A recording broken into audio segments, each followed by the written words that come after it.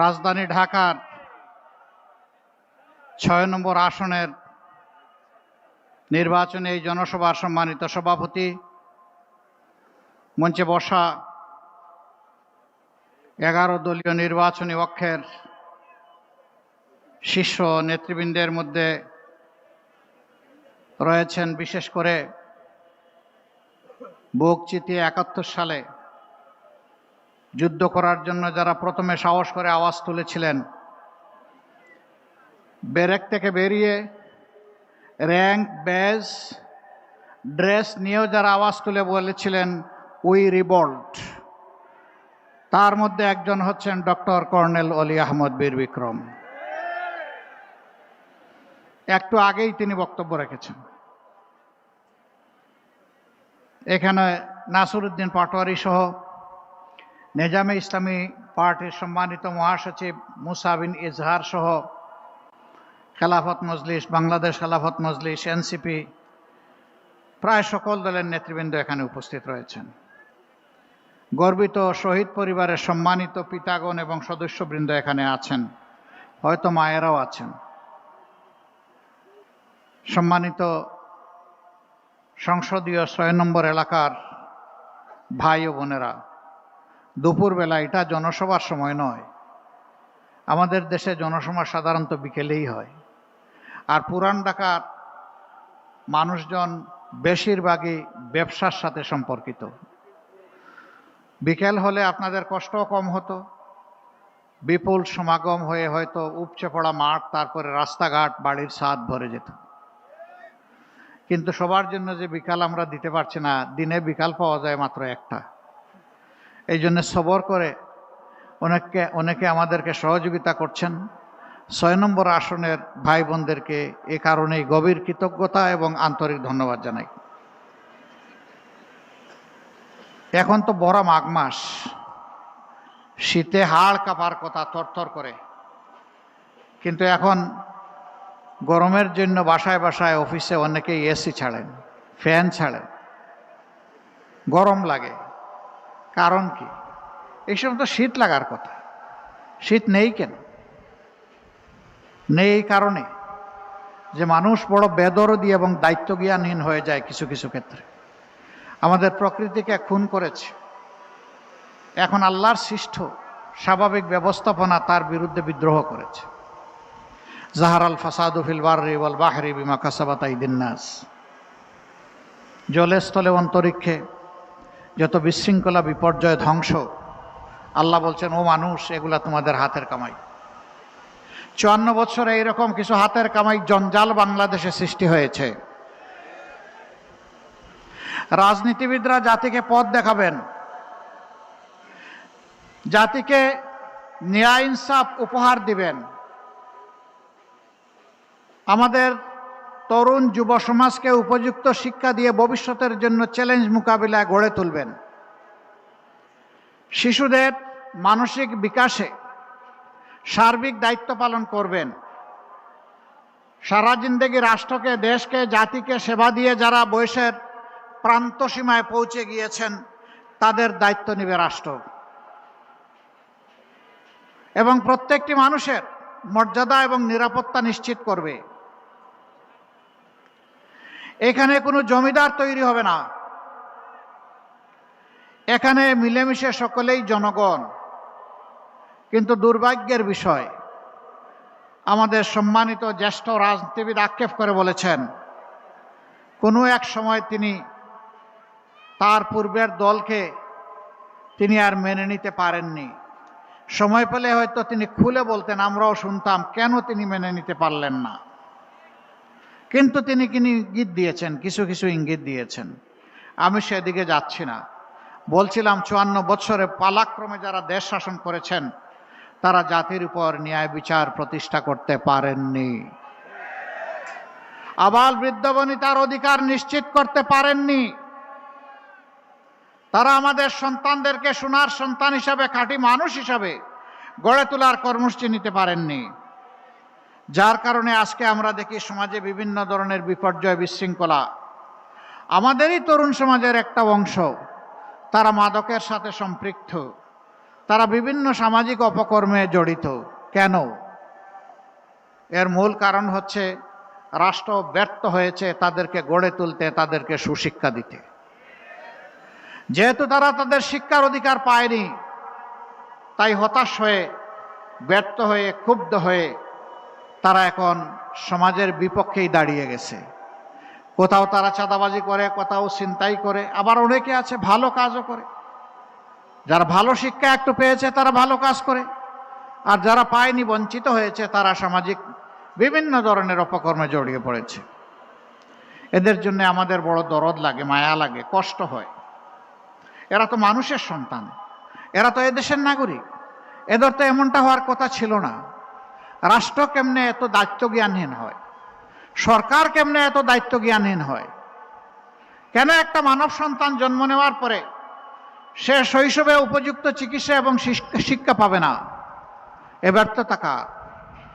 আমরা দেশবাসীকে আশ্বাস দিচ্ছি, ইনশাআল্লাহ তাআলা আজিম আমাদের 11 দলীয় ঐক্যজোট আল্লাহ তাআলার ইচ্ছায়, আল্লাহ তাআলার মেহেরবানি এবং সহযোগিতায়, সাহায্যে, আপনাদের ভালোবাসা, সমর্থন এবং ভোটে নির্বাচিত হয়ে সরকার গঠনের সুযোগ পেলে আমরা এই সামাজিক দায়িত্বগুলো পালন করব ইনশাআল্লাহ।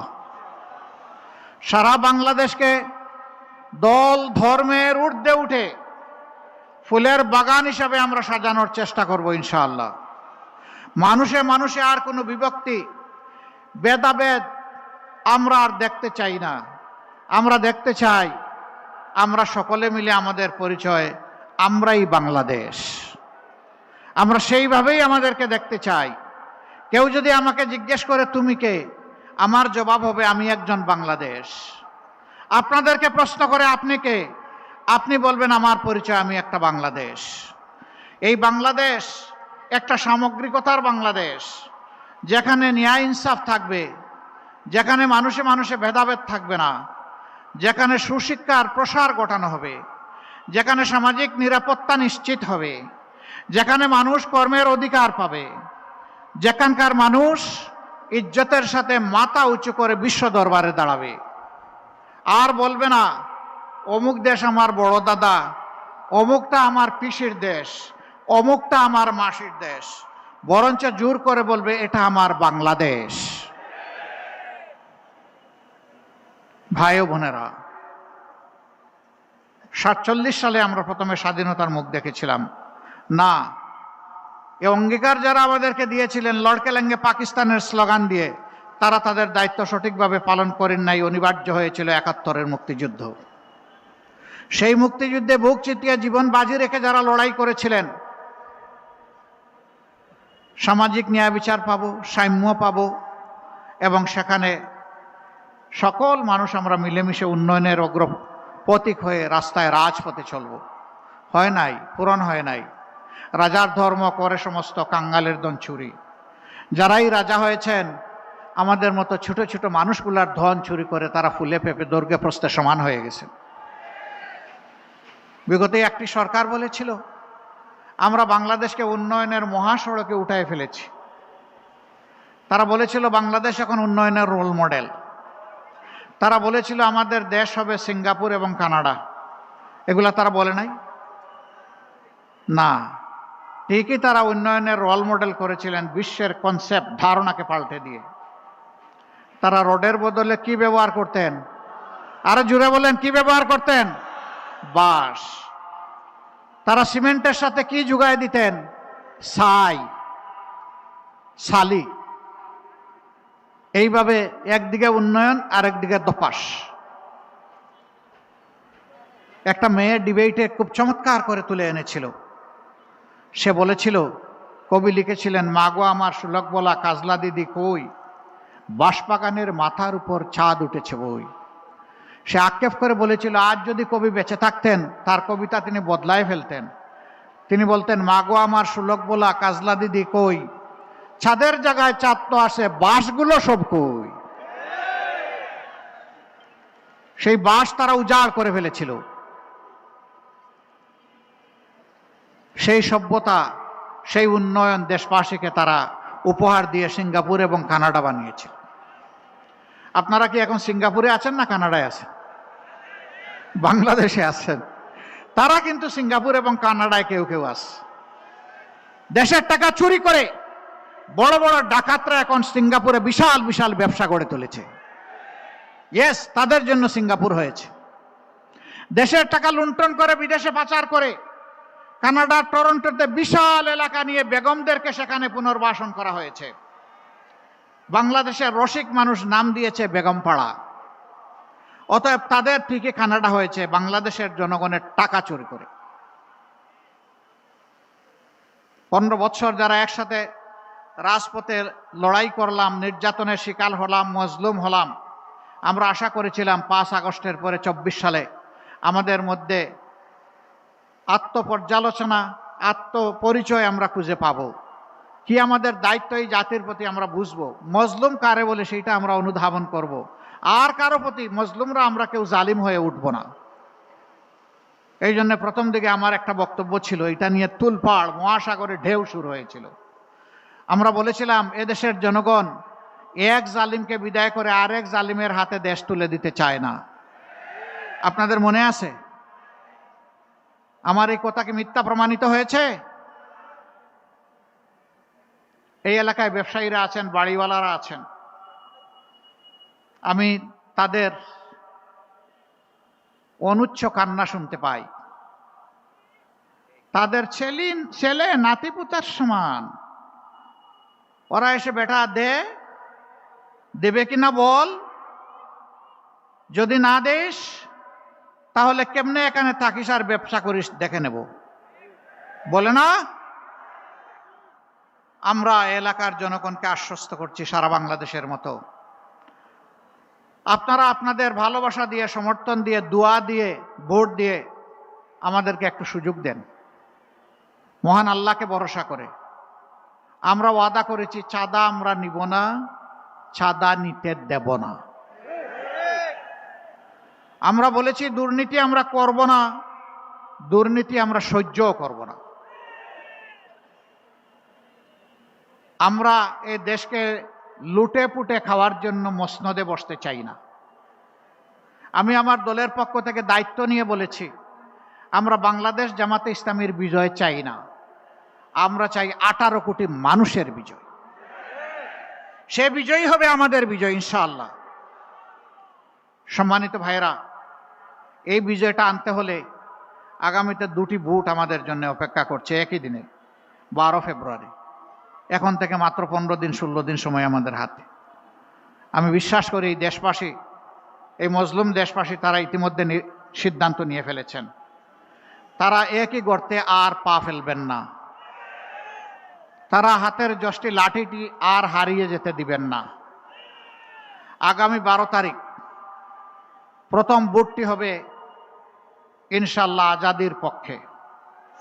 হা মানে আজাদি, না মানে গুলামি। বলুন, গুলামি না আজাদি?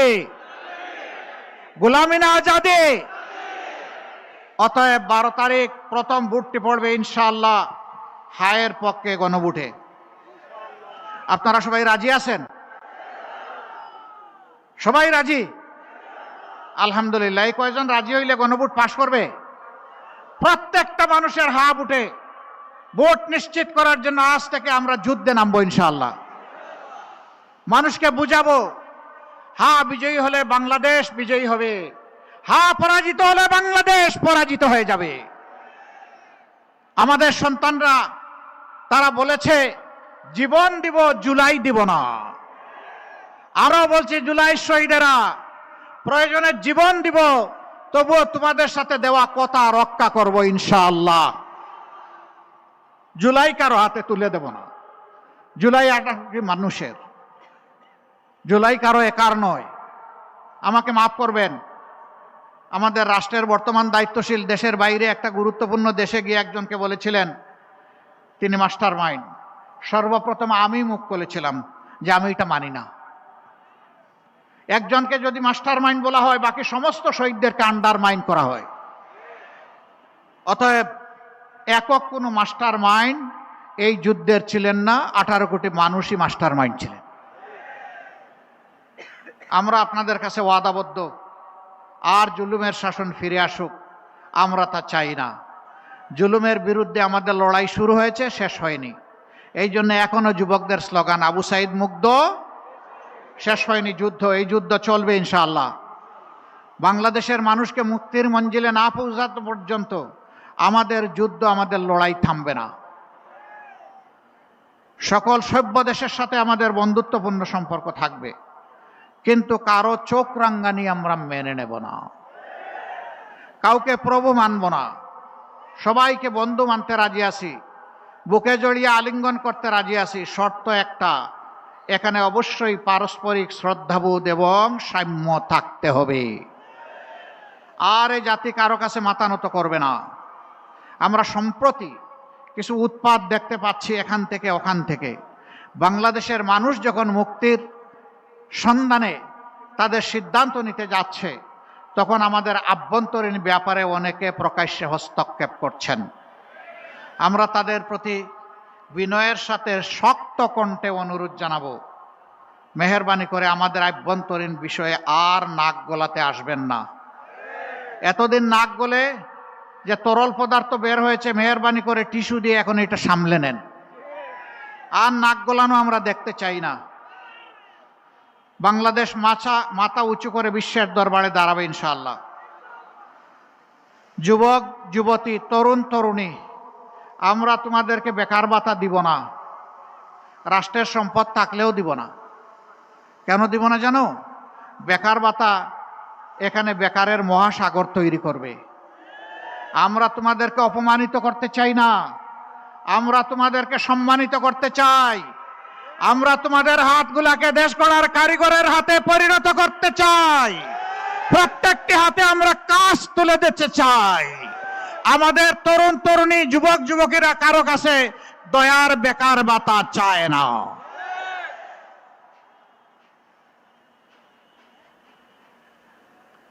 এই দক্ষ যুবক যুবতীরা বাংলাদেশকেও গড়বে, বিশ্বকেও গড়বে ইনশাআল্লাহ। আমরা সেই বাংলাদেশটা চাই। বয়সের একটা প্রান্তে আমরা চলে এসেছি। আমাদের জ্যেষ্ঠ পলিটিশিয়ান, তিনি তো অনেক বয়স, তাকে অবশ্য তা মনে হয় না, দেখতে 35-এর মতো লাগে। আলহামদুলিল্লাহ, আল্লাহ তাআলা তাকে এভারগ্রিন রেখেছেন, কিন্তু তিনি অনেক বয়স্ক মানুষ। আমাদের এখন চলে যাওয়ার হিসাব নিকাশ আমরা কার কাছে রেখে যাব? এই বাংলাদেশটা আমরা যুব সমাজের হাতে রেখে যেতে চাই। যুব সমাজ প্রস্তুত? প্রস্তুত হয়ে যান এটা কবুল করার জন্য। 12 তারিখে কোনো দুর্বৃত্ত এই যুব সমাজের বুটে যদি হাত দিতে চায়, সেই হাতকে গুড়িয়ে দিতে হবে। এরা যৌবন পেয়েছে কিন্তু বুটের অধিকার পায় নাই, পিপাসার্থ হয়ে 12 তারিখের জন্য অপেক্ষা করছে। কেউ যেন দুর্বৃত্তপনা না করতে পারে। আগের ওই স্লোগান অচল। সন্ত্রাসীরা বলতো আমার বুট আমি দেব, তোমারটাও আমি দেব। এখন আমাদের পরিষ্কার বক্তব্য, তোরটা তুই দে, আমারটা আমি দেব। আমার বুটে হাত দিলে হাত দুটি গুড়িয়ে দেব। এই পাহারাদারের ভূমিকা পালন করতে পারবেন? চুরের মনে পুলিশ পুলিশ আওয়াজ দেয় বড় বড়, কিন্তু ধমক খাইলে ওই সরু গলি দিয়ে পালায় যায়। কেউ যদি ওই রকম আসে, ওদেরকে তাড়িয়ে দেবেন। বেশি খেদমত করার দরকার নেই, শুধু তাড়াই দিলেই চলবে। তারা যেন কারো বুট নিয়ে কোনো ধরনের সামান্য কোনো সিনেমিনি খেলতে না পারে। এই এলাকার সমস্যার কথা বলেছেন আমার ভাই ডক্টর আব্দুল মান্নান। তিনি বলেছেন পুরান ঢাকা আধুনিকতার কোনো ছোঁয়া পায়নি। আমি আপনাদের সাথে একমত। ইংলিশে একটা ছোট্ট ফ্রেজ আছে, ওল্ড ইজ গোল্ড। আমরা পুরান ঢাকাকে সোনা বানাবো ইনশাআল্লাহ। আমরা সেই সম্মান পুরান ঢাকার প্রতি দেখাবো, ন্যায্যতার ভিত্তিতে। এটি তাদের অধিকার, এটি তাদের হক। এই পুরান ঢাকার গড়ে গড়ে ভাত খেয়ে অনেকে এমপি হয়েছেন, মন্ত্রী হয়েছেন, বড় আমলা হয়েছেন, যোদ্ধা হয়েছেন, অনেকে সেনাপতিও হয়েছেন, কিন্তু পুরান ঢাকার প্রতি যে কৃতজ্ঞতা আদায় করা ছিল দরকার, সেটা তারা করেন নাই। আমরা পুরান ঢাকার প্রতি সেই কৃতজ্ঞতা আদায় করার সুযোগ নেব ইনশাল্লাহ। আপনারা দোয়া করবেন। আপনারা যে সমস্ত দাবি করেছেন এগুলা কোনো অন্যায্য আহামরি কোনো দাবি না, একেবারেই ন্যায্য দাবি। সেই দাবিগুলা বাস্তবায়নে আল্লাহ যদি আমাদেরকে সরকার গঠনের তৌফিক দেন, আমরা মিশে 11টা মানুষ 22টা হাত, অর্থাৎ 11টা দল, অসংখ্য বাংলাদেশি, আমরা এক হয়ে দেশ গড়ব ইনশাআল্লাহ। আমরা সামনের দিকে এগিয়ে যাব, আর পিছনের দিকে পড়ে আমরা কামড়াকামড়ি করতে চাই না।